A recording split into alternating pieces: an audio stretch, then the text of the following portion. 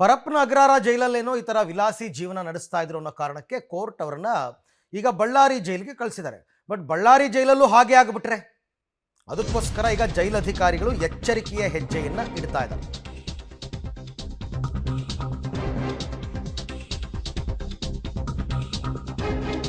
ಬಳ್ಳಾರಿ ಜೈಲಿನ high security ಸೆಲ್ನಲ್ಲಿ ಈಗ ದರ್ಶನ್ ಅವರನ್ನ ಇಟ್ಟಿದ್ದಾರೆ. ಬಳ್ಳಾರಿ ಜೈಲಧಿಕಾರಿಗಳು ಎಚ್ಚರಿಕೆಯ ಹೆಜ್ಜೆಯನ್ನ ಇಟ್ಟಿದ್ದಾರೆ. ಅದರಲ್ಲೂ ದರ್ಶನ್ ಸೆಲ್ ಬಗ್ಗೆ ಪೊಲೀಸರು ತೀವ್ರ ನಿಗಾ ವಹಿಸಿದ್ದಾರೆ. ಹಿರಿಯ ಅಧಿಕಾರಿಗಳ ಸಮ್ಮುಖದಲ್ಲೇ ಸೆಲ್ ತಪಾಸಣೆಯಲ್ಲಾಗಿದೆ. ದಿನಕ್ಕೆ 2 ಬಾರಿ ತಪಾಸಣೆ ಮಾಡೋದಕ್ಕೆ SP ಸೂಚನೆಯನ್ನು ಕೊಟ್ಟಿದ್ದಾರೆ. ತಪಾಸಣೆಯ ನಂತರ ಹಿರಿಯ ಜೈಲಧಿಕಾರಿಗಳಿಗೆ ವರದಿ ಕೊಡಬೇಕಂತೆ ಪ್ರತಿದಿನ.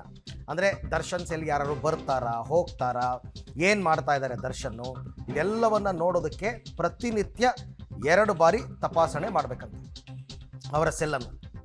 ಸೊ ಹಾಗಾಗಿ ಇಲ್ಲಿ 12 ಜನ ಅಧಿಕಾರಿಗಳು ಸಸ್ಪೆಂಡ್ ಆದ್ರಲ್ಲ ಪರಪ್ಪನ ಅಗ್ರಹಾರದಲ್ಲಿ, ಆ ಪರಿಸ್ಥಿತಿ ನಿಮಗೆ ಅಲ್ಲಿ ಬರಬಾರ್ದು ಬಳ್ಳಾರಿನಲ್ಲಿ ಅನ್ನೋ ಕಾರಣಕ್ಕೋಸ್ಕರ ಅಧಿಕಾರಿಗಳು ಎಚ್ಚೆತ್ತುಕೊಂಡಿದ್ದಾರೆ.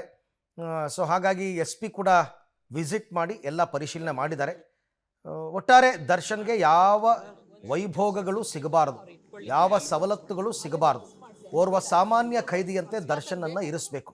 ಇದು ಅಲ್ಲಿರ್ತಕ್ಕಂಥ ಪೊಲೀಸರಿಗೆ ಒಂದು ದೊಡ್ಡ ಸವಾಲು, ಜೈಲಧಿಕಾರಿಗಳಿಗೆ.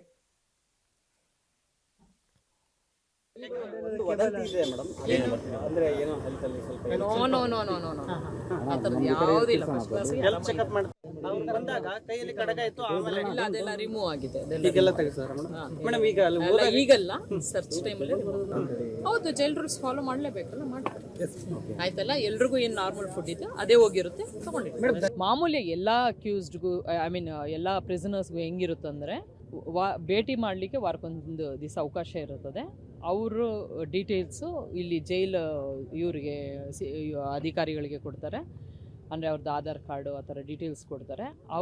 ಅವ್ರಿಗೆ ಕಮ್ಯುನಿಕೇಟ್ ಮಾಡಿ ಯಾರಿದ್ದಾರೆ ಪ್ರಿಸನರ್ಸು, ಅವರು ವಿಲ್ಲಿಂಗ್ ಇದ್ದರೆ ಅವ್ರಿಗೆ ಭೇಟಿಯ ಅವಕಾಶ ಕೊಡ್ತಾರೆ. ಅದು ಮಾಮೂಲಿ, ಅದು ರೊಟೀನ್.